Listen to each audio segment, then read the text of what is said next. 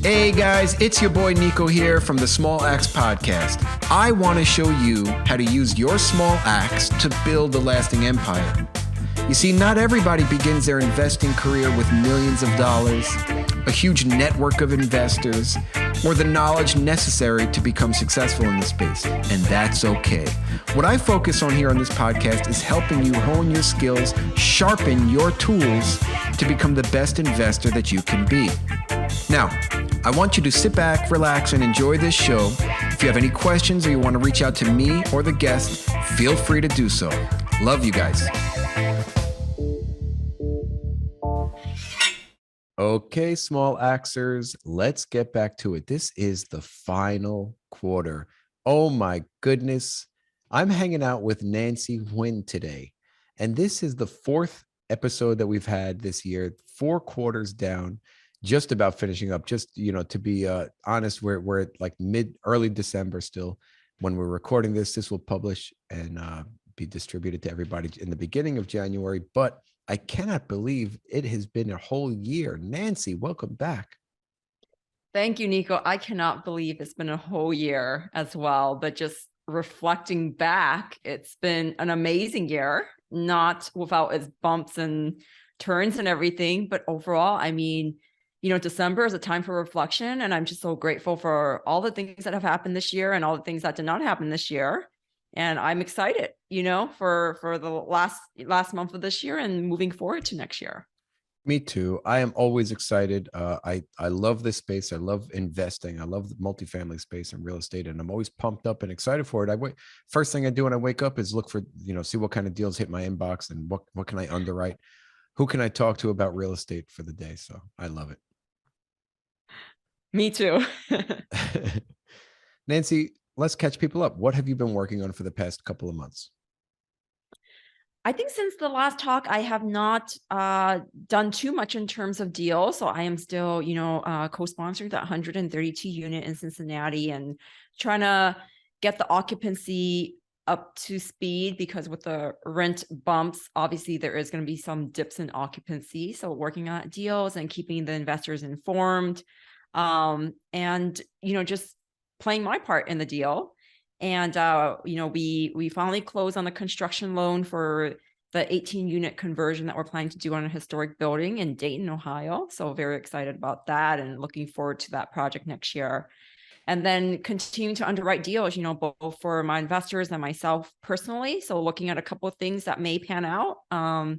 But you never know, always something around the corner. So I'm just super excited. And, really this time of the year, just finding a balance as well, right? Because sometimes I think we are so hustle that we forget the other side of our lives. So really trying to, still have that dedicated focused time with my family, with my girls, with my husband. So that's really important to me as well. So it's not all about doing deals and finding the next kind of treasure, hunting for the next deal. It's also being present with my girls, my husband, giving the best to my patients and everything like that. So, wow. So it's good. Life is good overall. Awesome. And congratulations on the construction loan in Ohio. And I'm excited for you too. It's funny that you mentioned the balance.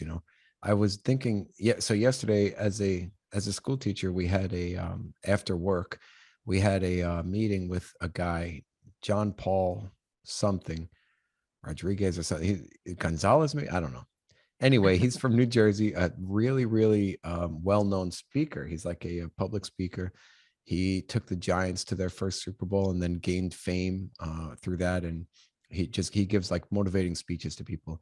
And he's also a school teacher in New Jersey, really good guy. And he spoke about being all in. And he's got this thing with a poker chip, and he started that phrase all in, and you see it all over the place. Anyway, he's got this poker chip, and you take a poker chip and you sign your name on it saying that you're all into whatever it is that you're doing. And he said that he's got a poker chip at home, saying that he's all in with his family when he gets home, because that is super important. And I was thinking this morning too, how can I help people remind people that we need to be all in and omnipresent or ever present with our family when we're home. That's what it's all about in the end. All this is nice, this real estate and wealth building and trying to create generational wealth. But what are what is the result if we think about it? And I would challenge, your audience, and think about it, like, that's what I've been reflecting on. Why are we doing this? It's really so we could spend more time with the people we love, to do things that we like, to hang out with the people we love. And that's really what's important. And those moments don't come back. We always talk about the preciousness of time and how that's our limited resource. But that also applies to our family lives. If we think about it, that time, my children will never have another Christmas where they're 5 and 3, where they want to be with mommy at this time. So that is also so precious and important. And sometimes I think even more precious than finding that, lucky charm deal, the next lucky charm deal is really those moments, because you can't get those back. And I feel like you only have one chance to at parenthood, at this life, with your friends, your family, the people that we meet. Yeah. Yeah, Nancy, let's stick on it. So how do you approach this balance, or what do you do? I have very dedicated time with my girls. So it's, I put this phone down, put the computer down, stop work at a certain time, and just really say that's the dedicated time for them in the evening. And that's all they really crave. After a couple of hours, they don't want to spend any more time with you. Truthfully, they get tired of you. But really, when you're present with them, really be present. It's really hard. I'll be the first one to admit, to not look at the phones, not check texts. But when you're really present with them, you feel it and they feel it too. And so is that, what my husband and I call that mind, soul, body time with our kids, is because they feel that connection with you, where they feel like they have your full attention. And that's all they want. So what we try to do is spend one-on-one time with our girls, individually, together as a family. So there's that balance. So there's no, sibling rivalry. Sometimes they want that one-on-one time. So for myself, like every month, I try to have a one-on-one daughter date with my older daughter. And then I'll be starting that with my younger daughter starting next year, where she could do whatever she wants. She gets to choose, for that afternoon or whatever day we decide what she wants to do. And I'm all hers. And we do something like that. That's So awesome. just really, I think just having that dedicated time is so key. And it's not easy, right? Because it's so tempting to say, I have this other thing to do. I have this other thing to do. Like just 5 more minutes or an hour. But then that hour, they go to bed or they go to school. So I really, as much as I can, try to be very focused and have that really dedicated, sacred time where it's protected for them. It's really important. I agree. And I call it game on. When I come home with my daughter, I call it game on. I put my phone away somewhere, and I am, that's my time to just focus on my daughter. And we play, we hang out, we have a lot of fun. And then obviously, yeah, just like you're saying, she's kind of like, all right, dad, and let me go do something else. And she gets her downtime and whatever she wants to do too. So that guy, John Paul, the speaker, was telling me that he's got something on, or he's telling us that he's got something on Amazon where it's like a box that you come home, you put your phone in the box, you set a timer, and you cannot open it. It will not open the box until that timer goes off. But he said, in all honesty, he had to break it a few times. It's made out of plastic because he saw it, like you can see in, it's clear, and you can see in like what was like what the phone call was or the message was. So he had to break it a few times, and he had to buy a few of them, thinking that it was an emergency, but in reality, it really wasn't an emergency. It wasn't. It's very hard to break. I mean, I don't blame him or anyone else. It's very hard not to check that phone. And especially like, I have multiple phones for work and for my personal phone. So it's hard to not pick it up and just check Facebook or Instagram or whatever, Google. But I think it's so important to have that quiet time, even for yourself, even if you're not, not for your daughters or your family, even for yourself, to just put that all down and really get connected with yourself and hear what you're saying I rather than what agree. the world is trying to tell you. I totally agree. It's so important. And a lot of us lose that. Um, Nancy, let's shift a little bit. What if you so looking back on this year, do you feel accomplished? How do you feel it went? Would you do things differently? So looking at back this year, I always like to start with the positive first. I always say what went well, because I think when you reflect upon the year, because what's wrong is always there, right?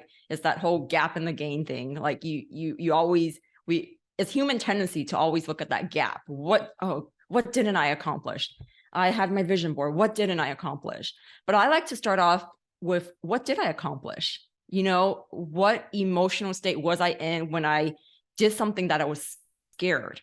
And it just puts me in a mood where I feel like, wow, I did do a lot. But there's certain things that I didn't. And it's not to say it's good or bad. How I look at it is, how can I do better? Is this something I want? And how can I course correct for next year? So that's kind of how I'm reflecting on this past year, is really, what did I accomplish? And looking back, I mean, I'm very proud of myself to say I've accomplished a lot this year. Are there things that I wish I would have done differently or done more of? Of course. Of course. I don't think anyone would argue with themselves that there's always more they could do. But I like to, celebrate the wins, but also see where I could do better for next year, or what my goals are for next year and how I could, move the ship towards that. So, Awesome. so overall, I've had a good year, and I am looking forward to next year, and nothing is good or bad. It's just all about course correcting to get to where you want to be. And it's always a journey, right? It's never a straight path. So you just kind of have to twist and turn until you figure out what you want to do. And then you'll twist and turn again. Yeah, you have the best mindset, Nancy. It's hard to be patient though, especially like when we first start and we want something so bad. We want to be multifamily real estate investors. We accomplish X amount, and then my mindset's like, okay, where's the next challenge? What can I do next? I mean, and it's hard for me to remain patient, but I do understand that this is a long game, and it's going to be 5, 10 years before I see like huge results, and that's cool. But I just want to keep going. I'm just still excited about it. And that's the cool part, right? I think it's progress over perfection. I think I've mentioned that a couple of times on our podcast, and that's really something I stand by, because as long as you're growing, and as long as you feel like you're growing, I feel like you've accomplished something. Even though like something material, like you didn't get that building or something, that's not important. But if you think about the growth that you've achieved over the year, like just think about all the deals you've underwritten. I mean, a year ago, I wasn't very confident at underwriting. And now I feel very confident looking at it and doing it, just being around people, practicing, having coaches around me. And it's progress. And that's what I look at more than, saying, I close on 10 deals or 20 deals. That's not so important to me. It's just making progress. I love it. Yep, well said. Nancy, what do you think about for next year? Like, what do you have goals laid out, or ideas or thoughts of what next year will look like? I mean, I have some tangible goals. I would like to form some strategic partnerships with some group, particularly in the Atlanta area, because I really feel like I know the area really well, having been here for almost a decade, and just trying to find some groups where I could strategically partner to take down some deals, to co-sponsor some deals with them, to take down my own deal. And also I just want to continue, personally, obviously being there for my family and continue to develop that close relationship with my daughters. And then, back to the real estate side, I really love investor education and investing, educating people just about the space, about real estate, about multifamily, about syndications.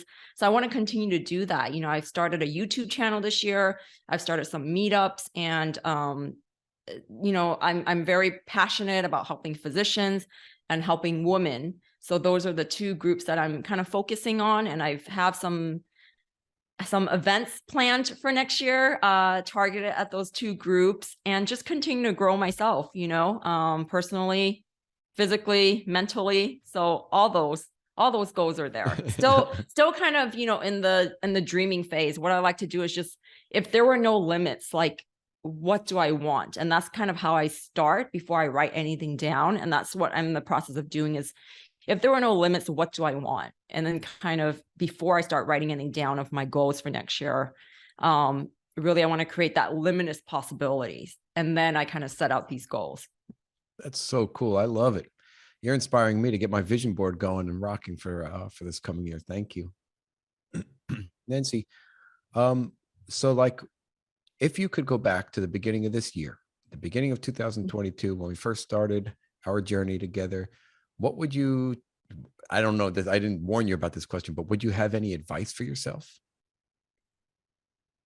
I think the main thing is it's really that concept of who, not how. Is surround yourself with the right people. I am just so grateful that over this past year, I've had so many people that I've surrounded myself with, because I started this year really, not with a great team. I had a couple people that I knew, but just through, groups that were mutually involved with Jake and Gino, with MIH Mastermind, with the coaches there, and then some of my other coaches. Like, I just feel like I have a good support system. So now if I run into any problems, I have someone to turn to, and I don't need to figure it all myself. So I would say get a good network, surround with yourself with like-minded people, and that will take you very far. Beautiful. Super important. Network is your net worth, right? And I is that kind of how you look at, like, so this brings me to another question. Are you looking at deals Mhm. through other people? Like, do other people bring you deals, or are you connected directly with brokers? It's mostly other people bringing me deals Hmm. at this point. Yeah. I started late last year trying to make my own connections with brokers, particularly in the Atlanta area. I just felt like it wasn't really my skill set. I could do it, and I've toured properties and toured properties for other groups as well. But it is not my strong point. I feel like my strong point is really in education, in investor relationships, capital raising, and that's really is the mix of what you love and what you're good at, right? And what teams need. And I feel like that's where my cross point is.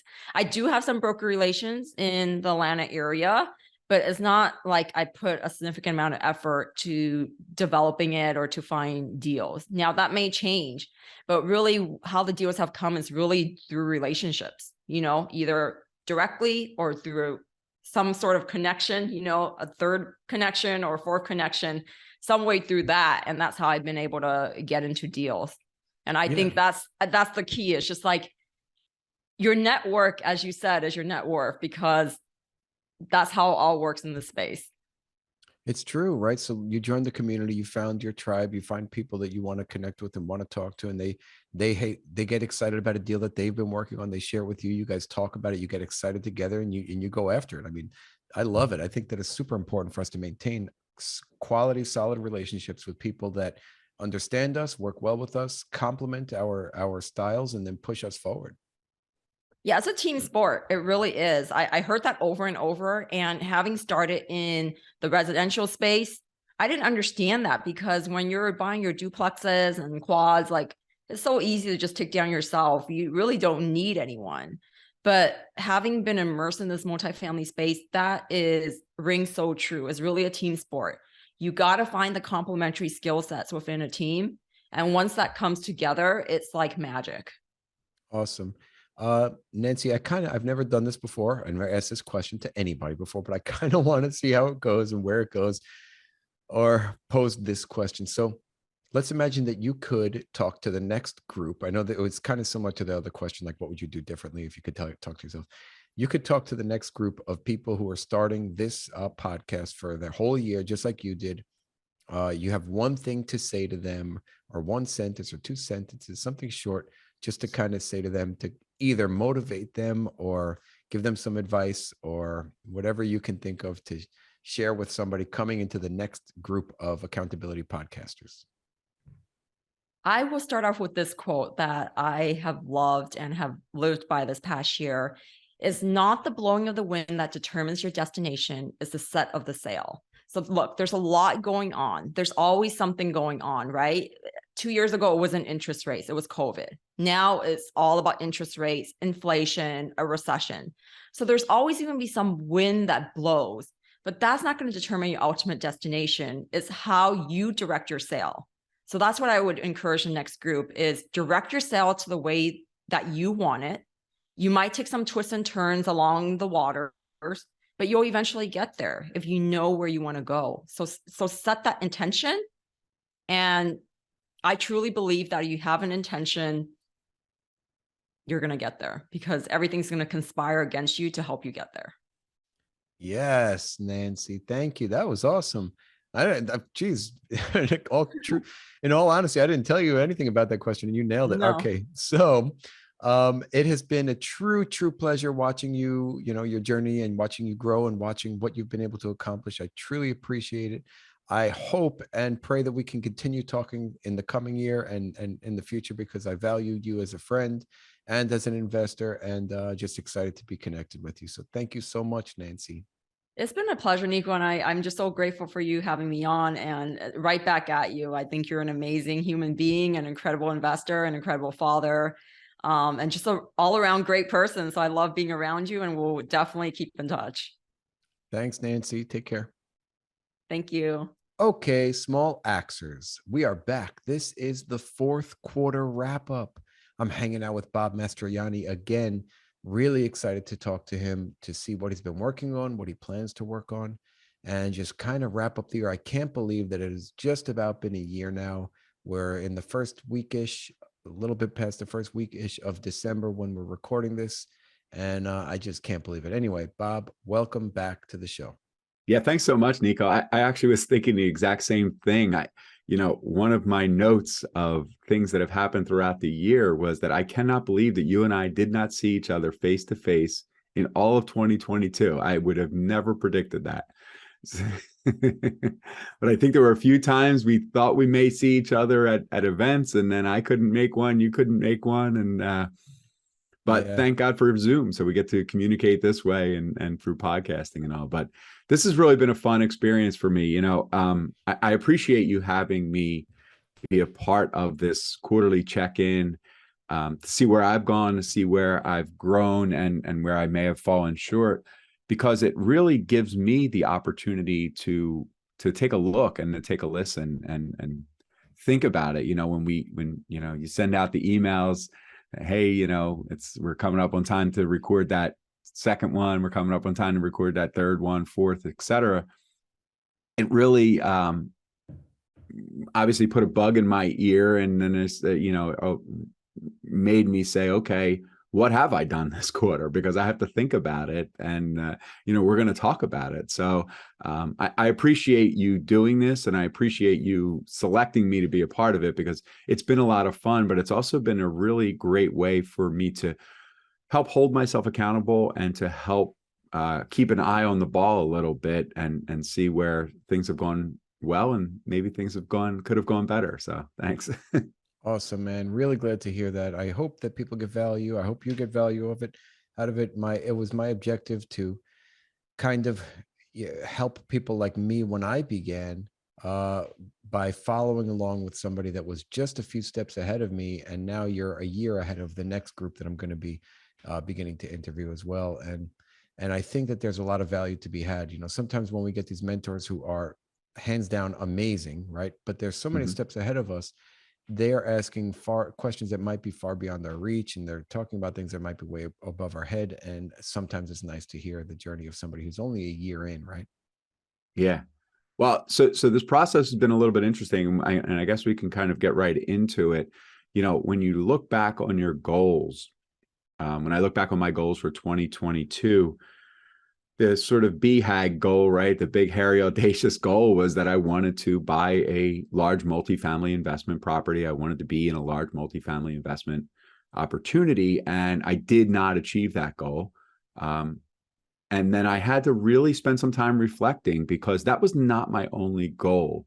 I did not come into 2022 with one singular goal in mind, because I had a variety of goals. I had some health and fitness goals. There were some events that I wanted to participate in this year from a health perspective. I ran a 10-mile race earlier this year that I really wanted to participate in. And it was a lottery thing in Philadelphia, and I hadn't been selected in the past, and it's the longest race that I've run to date. So that was kind of a big thing for me. A couple triathlons that I wanted to compete in, and I was able to do those things. And then, I had a podcasting goal coming into 2022, and I think I spoke about this on our last quarter. But my podcasting goal for 2022 was that I wanted to be on 6 podcasts. And this actually will be the 6th of someone else's podcast. This will be the 6th episode of someone else's podcast. So not only am I excited about that, but then halfway through the year, I released my own podcast. And as a matter of fact, earlier tonight, I recorded the 27th episode. So wow. 33 podcasts this year, Nico, so far. And I think by the end of the year, it'll be like 35. So Bob, that is huge, man. You need to really, really revel in that, enjoy that, and acknowledge that. I need to acknowledge that for you. That is a lot. That's a huge accomplishment, man. Congratulations. Thank you. Thank you. And it's been fun. It's been an interesting journey. It's been a fun journey. I've met some new people. I've been able to interview people who I already knew, or some people who I've met along the way and then said, hey, it makes sense. I'd love to have you on my podcast, and learn so much from people who are just, in this community. There's so many people who are just willing to share what they've learned and reach a hand out to help. So I've found that to be a lot of fun. Another goal that I had set for myself in the Jake and Gino community, I wanted to complete all 3 of the educational boot camps in the year. And I completed the 3rd one last weekend, which for me was Buy Right. So I completed Finance Right, which is where you and I met, I guess, just about a year ago in Atlanta. Went to Manage Right, which was in Knoxville in May, and then I just did the Buy Right. So I really wanted to get all 3 of those education boot camps in. So I did that, and also MM5, Multifamily Mastery 5. So those were some education goals that I had. And yeah, so overall, I would say I probably reached about 75 to 80% of my goals. I would give goal achievement for this year probably a solid B. It's just that one big goal I didn't make it.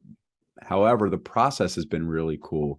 I've sat through so many educational opportunities about investment opportunities for different deals, right? So something that I had never done a year ago was sit through these presentations where people are showing you about their investment, and you may potentially want to join the investment opportunity. And some of the education things that I was able to pull from those is, first of all, I found some things that I don't want. And I think that's really important in setting your criteria. I think we often look at what do I want, right? How many units, and, cash on cash return or IRR return. And, I think I want to manage it, or I don't want to manage it, or, so many different things. And I think sometimes by going through a process, you learn some things you don't want also, right? So I sat on an investment opportunity a few weeks back, and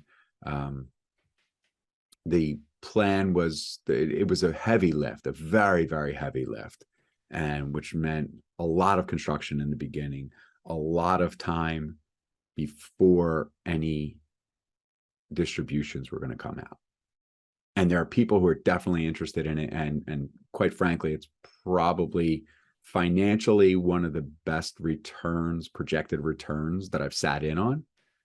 But then for me, I was like, okay, I don't feel comfortable in this world. I don't want to be in a heavy lift. I don't want to be involved in an investment that before we even started, we decided that there's going to be a couple years before there's any return. So anyway, not to get too deep into that, but I think I've learned some things that I want to keep out of my criteria, or some things that are sort of deal breakers for me. And I think that's probably important too. I agree, Bob. It's important to obviously the education piece is super important, and it takes time to really know exactly what you want. And people develop different risk tolerances and different deal criteria along the way. And rather than jumping into something, I like to shop around, and I actually take a lot of time on that end. And it takes me a long time to make a decision on things, and that could be a positive or a negative, right? But once I do make my decision, I'm all in, and I'm confident in my decision, and I feel good about it. Yeah. Yeah. I think another nice win for the year is that I've made a lot of connections, yourself included, although we sort of connected before this year. I made a lot of connections in the market that I'm looking at the most, and people who are investing in that market, people who live in that market, people who are realtors and brokers in that market, and those networking and those those relationships are going to be a huge stepping stone moving forward also. Absolutely. Network is, is really important. Who you're networking with, who you're talking to, because if we don't have all the time to do every job and everything necessary to find deals, to underwrite deals, to get deals under contract, we don't have everything we need. So that's why leveraging other people is extremely important. And I love Yeah. that.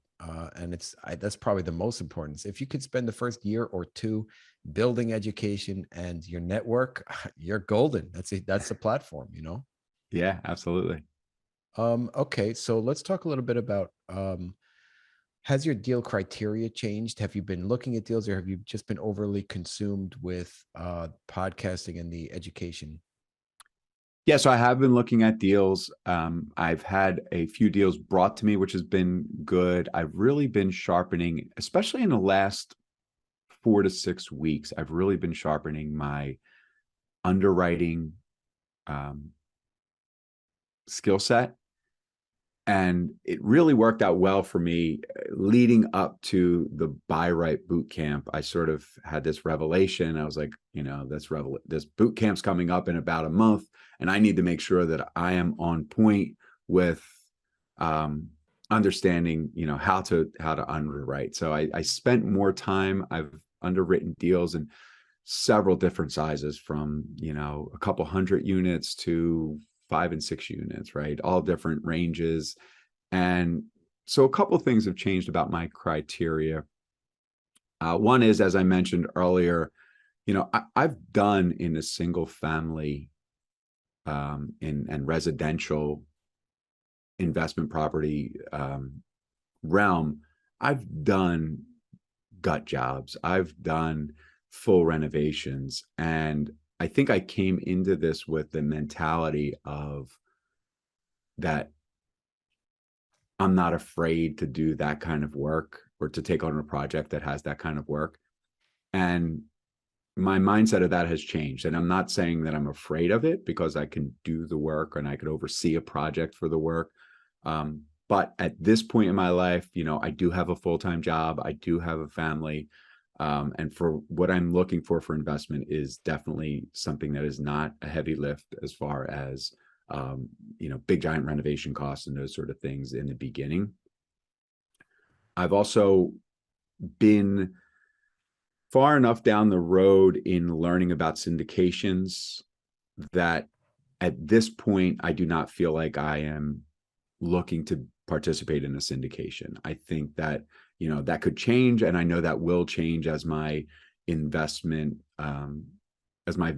skills hone a little bit. However, I'm thinking the syndication model is not necessarily where I want to be. I think I came into this in the beginning of the year, sort of open to anything, right? It might be a JV, it might be a syndication, and I think I'm focused more on joint venture opportunities, which then keeps number of units probably lower, which keeps buying criteria a little bit lower, but that's the comfort level. And I feel comfortable in the 5 to 30 unit, 5 to 30 unit properties right now. I love it. I think that is a better idea, right? You're getting clarity on exactly what you feel like you want to do, as well as just I think it'll be better off to start as a JV, just because of what I've been seeing doing syndications. It's not ideal. It's not easy. There's a lot to it. And some people recommend, jumping into a JV deal first, seeing how you like the whole commercial space before, inviting in other investors. So I really like that. And when you're ready, my friend, I have a few people looking to do JVs too that I can connect you with if you find the deal. If you have something, let me know and I'll connect you with them. And Thank you. It would be, I think it's a great idea, man. And I would love to, be a part of or help out in any way possible, whether that's just providing resources or if, cheersing with you at some point. I would love to be a part of your win as well. Excellent. I love that idea. Cool, Bob. So let's dial it back. Let's go back a year and kind of like take a look at yourself a year ago. Is there any advice you would give to yourself to do differently for this year that we just completed? Well, and you know, this is a great time to do that because it's the end of the year, and my goal in reflecting upon 2022 is obviously to make 2023 even better. So,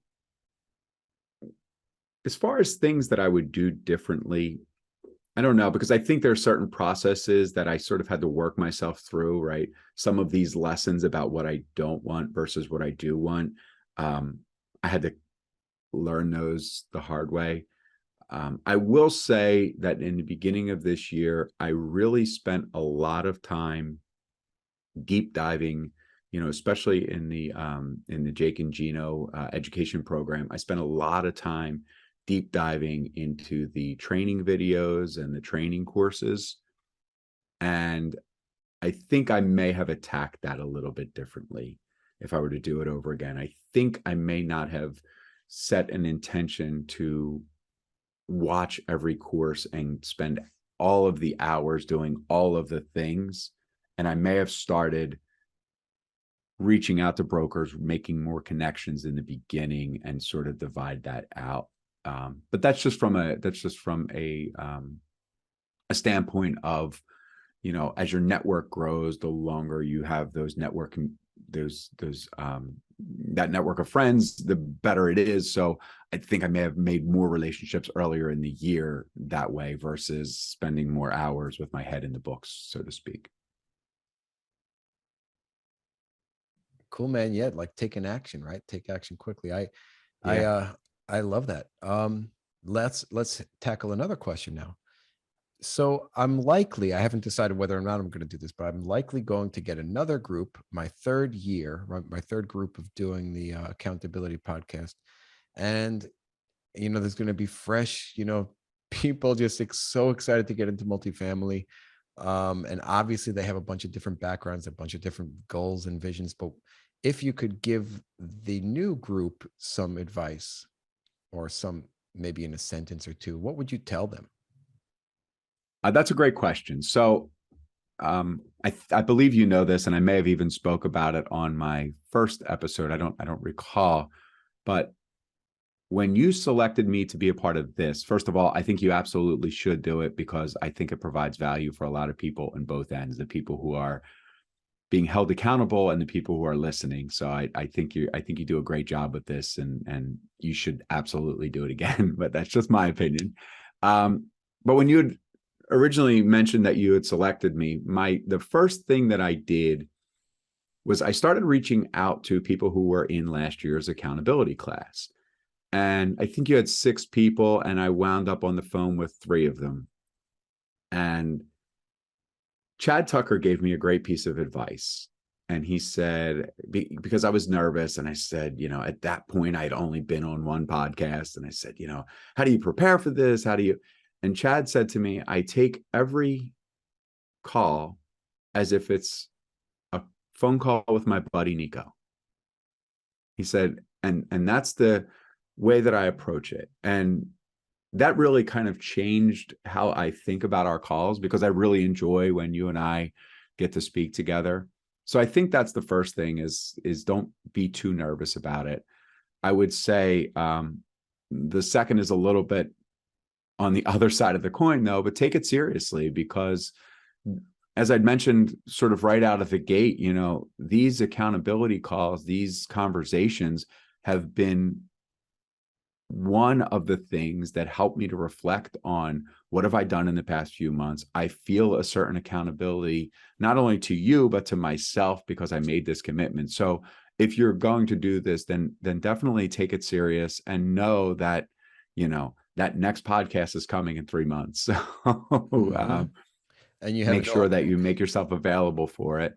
And the last thing, which was sort of a part of this that I didn't necessarily expect, is that the other people, some of the other people who are in the podcast, I've become friends with, and we sort of talk about this as one of our commonalities. And so, you know, you've also started to create a little bit of a group of students who kind of get together. You know, I had a really, really great time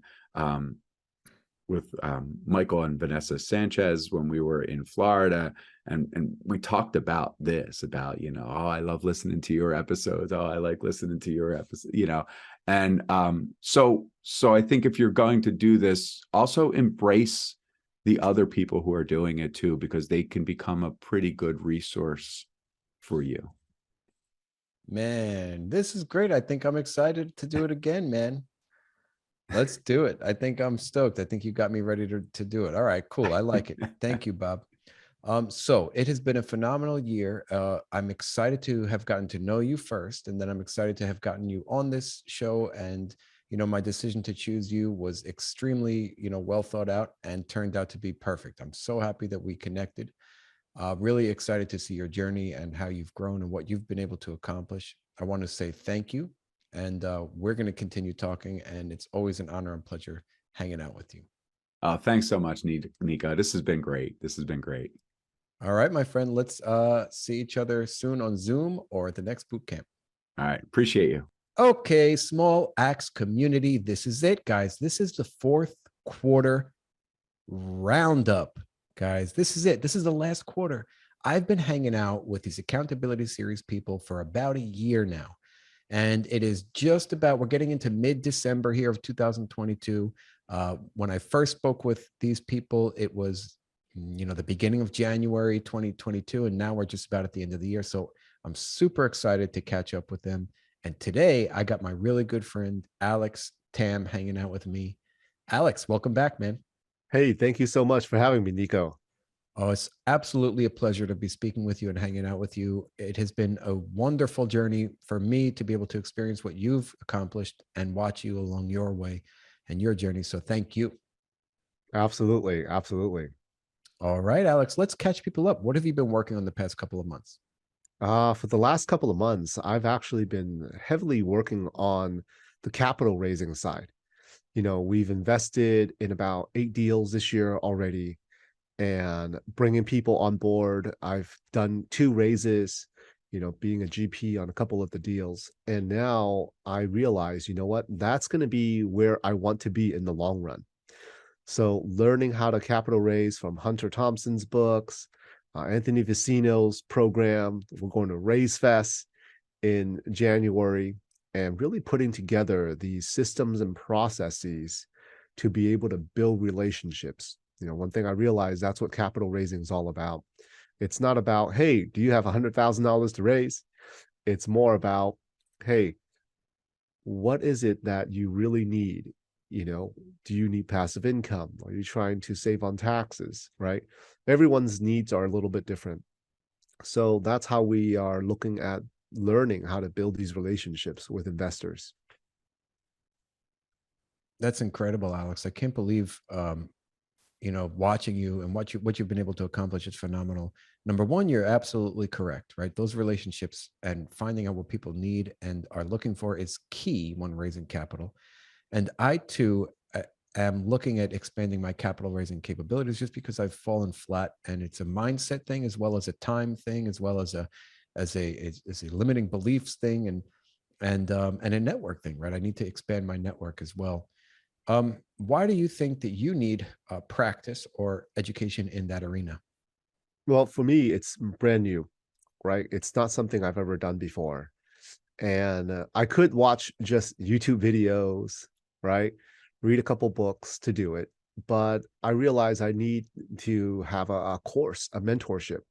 But that's also how I've done everything else. You know, when I learn a new skill, it's, you can learn from all the free material that's out there, which is great. But I want to accelerate it. How do I take something that would normally take me a year? How do I accelerate it and maybe only take me 3 months? Who can help me with that? What course do I need to take? And how do I implement something like that? And that's how I've really done everything else. So with capital raising, I don't see it being anything different. Wonderful. And when you began in January 2022, I know you began a little bit before that, but when you were, take it back to the beginning of the year. Did you think, or even when you joined Jake and Gino and MIH, did you think that you were going to focus a little bit more heavily on the capital raising aspects, or did you feel that you were going to be more hands-on managing? What did you think was going to happen? My thoughts on what we thought we were going to do, Helen and I, my wife, when we first joined Jake and Gino, was that we were going to do everything on our own. We thought we were going to learn multifamily. We're going to find our deals, capital raise and do everything on our own. Within about 2 weeks, we realized that multifamily is a team sport and that you need other people to help as well. It is much better. It's just like a basketball game, right? You need a center, a forward, power forward, guard, shooting guard, same thing. And I'll tell you, one of my coaches, Anthony Facino, broke down the different roles on our first call and made me realize, because there were different roles, well, I can't do everything. And Bill Ham says, he's like, you're not going to be the deal finder if you're not in the area. He's like, you can't come to Atlanta and try to go against me on deal finding and try to beat me because I'm local, unless if you can find yourself flying out here every other week. So he says the other way to do it big on real estate is to capital raise, right? And I said, okay, that's what we needed to do. And over time, in this last year, we've raised for a few deals. We've JV on deals. And at the beginning, we weren't sure, when people were like, oh, I'm in this deal, I'm in that deal. How was I ever going to get into a deal? I didn't even know how it was going to be done. But over time, we learned, and we've accomplished what we needed to do in 2022. And I really look forward to what 2023 has to offer. Awesome, man. You're right. I break it down as simple as that: finding the deal, bringing the capital, right? No, those are the two crucial elements to get deals done. You need a deal and you need money. When on the deals that you've done, are you heavily involved in day-to-day asset management or not? And if so, or if not, is that cool, or is that what you expected? Helen is definitely more involved in the asset management side. She is a lot more heavily involved in making sure the deal is doing everything correctly, talking to the property management. So that's really her jam. I help out on the marketing side to get the rents up, to get people moved in, right? And on the JV, the joint venture deals, we do get on calls every single month, and we have our inputs on, hey, which sign looks better, lighting, and all those things. So although I enjoy understanding how the whole property works, right? Helen definitely it's more her cup of tea in asset management, where I ultimately, in the long run, will focus more on building relationships and then capital raising. Did you think going into this that, so to give people some context, you have multiple jobs, you're extremely busy, extremely successful, focused, driven, hardworking. Did you think that there was going to be less time involved with being a general partner, or were you kind of accurate in your assumptions on how much time it would take from you? I'll say on the general partnership side, if you're part of the asset management, it is definitely more time than you have to put in the time, right? Our asset management team within the first, until everything is stabilized, are meeting on a weekly basis, and then as time goes on, then it goes to every 2 weeks, 3, 4 weeks, right? Then it can spread out a little bit. Mm-hmm. So it really, people have to come in noticing, making note that that's what it takes. Now, I always go in to any situation preparing that it's going to be harder than I thought it was going to be. That's how I actually attack everything else. If we're going to start something, it's going to be harder than I thought it's going to be. So when you think it's going to be, already assume that's going to be harder, more time consuming, more people consuming, right? It doesn't faze me that it actually takes more time because I already expect it. Excellent. Now, Mr. Alex, can you give us kind of like a rundown of what you do daily? Because again, for the context, you have so much going on. I don't know how you manage. I don't know how you manage your time and keep your brain focused and composure, and you're healthy and you're active, and you have a wonderful family and a healthy daughter, and you guys do a lot of stuff with multiple businesses. What is like your day-to-day look like? So my day to day looks like this. I usually wake up about 4:18 in the morning. That's when my alarm goes off. And on the days I go work out, I'm at the gym by about 5 o'clock, right? The workouts are about an hour. So by 6 o'clock, I'm done. On a weekday, I have my team meeting with my virtual assistants at 6:30. We talk about what was done, what are the challenges, what needs to be done. I have a few of those meetings a week with them. And then once I'm done with them, I talk to my more of the high level marketing director on my virtual team to understand, okay, what's going on this week and kind of like the outlook to build a brand, right? They're scheduling podcasts, reaching out to people, and I'm getting on calls like this. Usually my calls are done by about 9, 10 o'clock, on the days I'm not in the office. On the days that I am in the office, I'm in the office about 6:30 to get ready for that virtual assistant call. And I have to handle some day-to-day stuff, right? And my own team in the medical office shows up by 8 o'clock, and we have our team meeting over there. And my day's not done until about 7 o'clock when I'm in the office. And eventually, the ultimate goal is where I'll be in the office a couple days a week. Then I'll have the other times to really work on the virtual assistants, meeting up with different clients, talking to the virtual assistants, but I also have to plan out time where we go take, horse pictures and go off road, take the car and go do some hikes, right? So you just have to, we do a lot, but I wouldn't be able to do what I do without the support. In the medical practice, I'm more the visionary and the doctor who is putting together different programs to make sure that people are maximizing and transforming their health. In the virtual assistant side, we're making sure that all of our virtual assistants and our clients have the support that they need to improve their business. And then on the real estate side is to really make sure that I continue to build relationships, that we asset manage correctly on the properties that we have, especially the ones that we have investors on, right? And then on top of that, just taking good care of my health. My day usually ends about 6, 7 o'clock, and then it's just family time from there. So Amazing. You're an inspiration, Alex. Seriously. Do you still practice on patients, or do you yeah, oversee? yeah, a couple days I do, usually Wednesday and Thursdays. Mm. Mm-hmm. Amazing. Do you allocate a certain portion of your income? I don't want to get into numbers, but is there a certain percentage or portion of income that you reinvest into your business through virtual, by expanding through virtual assistants and more medical offices or more staff members? Because eventually, as you're overseeing, you're becoming more and more hands off, and in the future you will be more and more hands off, obviously. But is there a certain percentage that people should be of their income that they should be allocating towards this growth? There's not, excuse me. It's not so much a certain percentage. Is really looking at what needs to be done as we expand.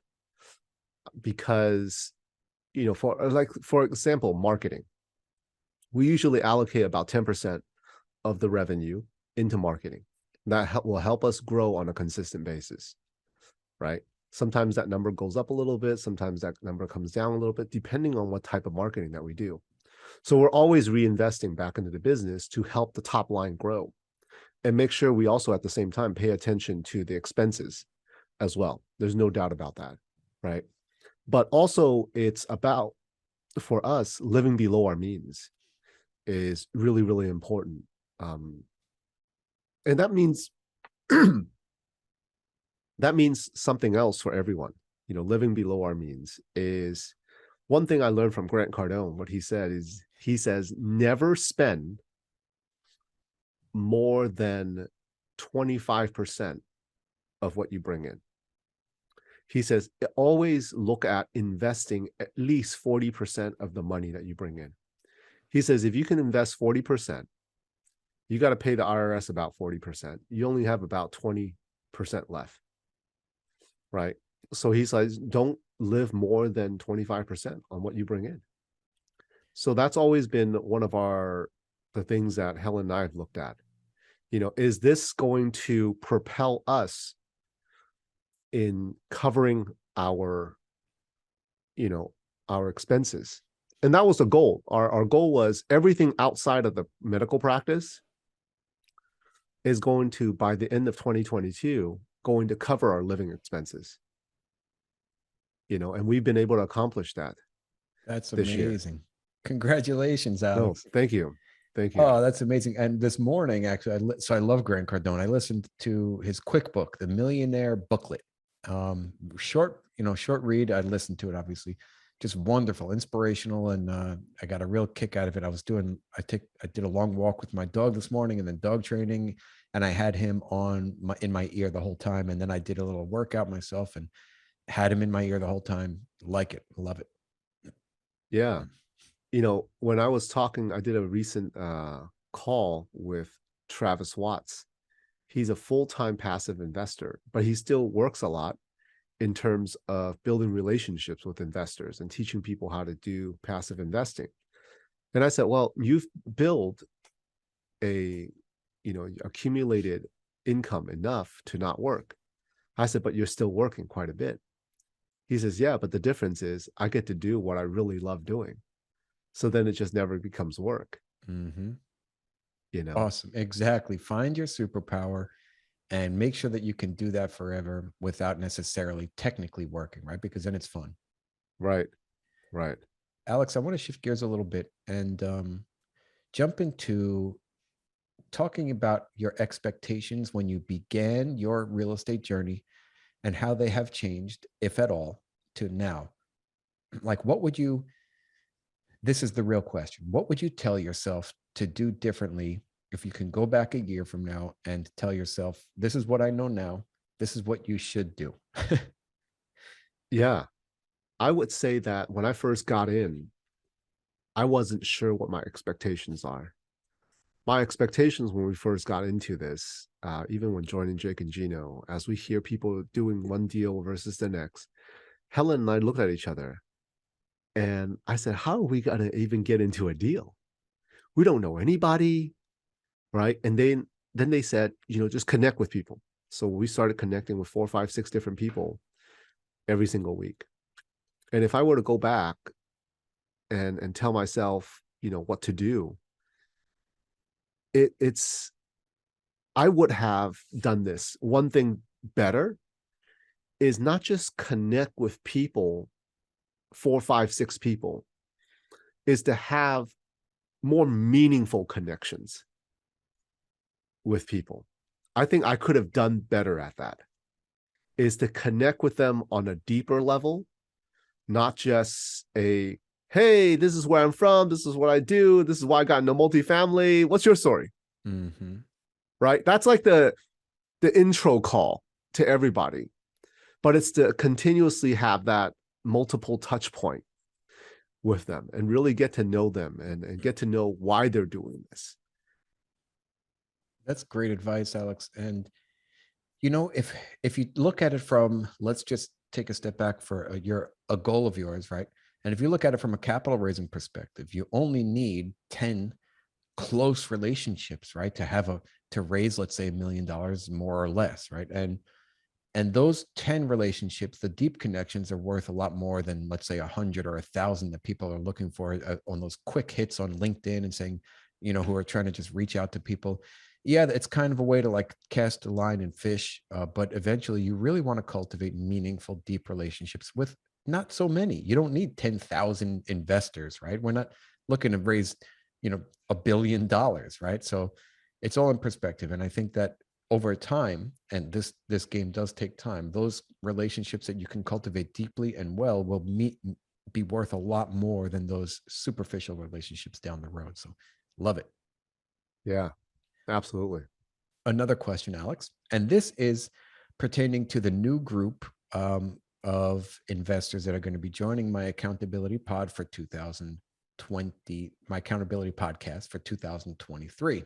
Now, if you could give them a piece of advice, remember they're brand new, they don't have any deals under their belt, and they're going to be committing to a full year of this, what you have done. If you could give them any advice regarding to this series and how they should approach it or what to expect, what advice would you give them? I would give them the advice where they have to look at this podcast as something that's going to keep them accountable, right? Where they should look forward to every 3 months coming on and telling you all the things that they have accomplished. And we should always be progressing. A lot of, I always believe it's not to make sure that you do it perfectly. It's to make sure that you're progressing each and every time. And that's one thing that I do when I see on the calendar, okay, I'm going to speak to Nico. What am I going to share with him that I have progressed from 3 months ago? Right? Because it can't be the same exact thing, that I've accomplished 3 months ago. I either have to be working on something or accomplish something. And that keeps me accountable. It's like, okay, I better go on the podcast and tell them something.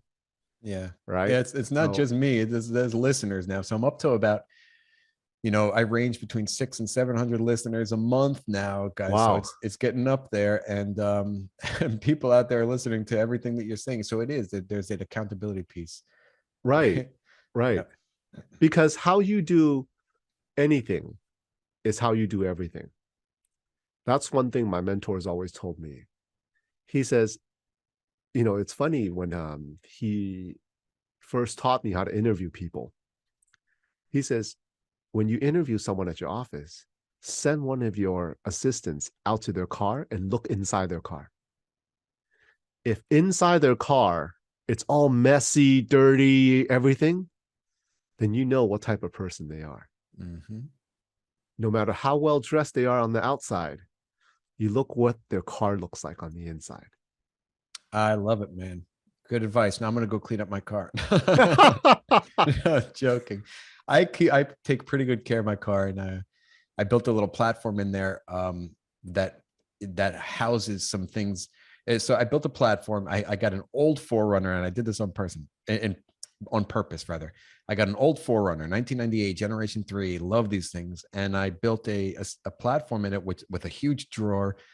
So when my daughter and I go camping or glamping or whatever we do, we have this huge drawer that we could use to like set up shop and eat on, etc. And it also stores stuff. And then so anything in my car is not usually in my car. It's usually in that drawer. So I'm pretty neat in my car.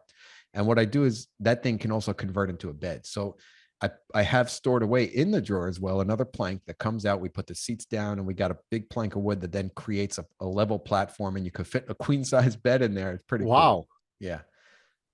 So, oh no, that's I'm sorry, awesome. a twin size mattress in there, and it fits perfectly. So, yeah, so that's what I do. My car is definitely neat, but I definitely like that perspective of making sure that. And I think it was Tony Castronova who told me that how you do anything is how you do everything. So. I love it, man. Great. Well put. Now, I just want to say thank you, Alex, for the year of allowing me into your journey and allowing me to watch and see you grow. And I cannot believe that you've gone from an original step of just getting into multifamily to owning multiple buildings as a general partner in joint ventures and syndications and expanding your business to the point as well where you are now essentially replacing your income within this year, and as well as starting a business with a virtual assistance. I think that you are somebody that everybody needs to pay attention to and should reach out to ASAP. So thank you for allowing me to participate in your journey. Thank you, Nico, for allowing me to share it. Wonderful, man. So let's connect soon. Let's keep talking, and bon voyage until the next meeting. And thank you for a wonderful year. All right. Thank you. We'll see you then. All right. Hey, Small Axe community. I would like to say thank you for listening to another episode of my podcast, where we show you how to use your small axe to build a lasting empire. Now, if you liked what you heard, it would mean the world to me if you would subscribe, leave a 5-star rating, and write a review. Also, if you want to get in touch with me, go to my website at small-axecommunities.com. Book a call with me. And until the next episode, keep sharpening those axes.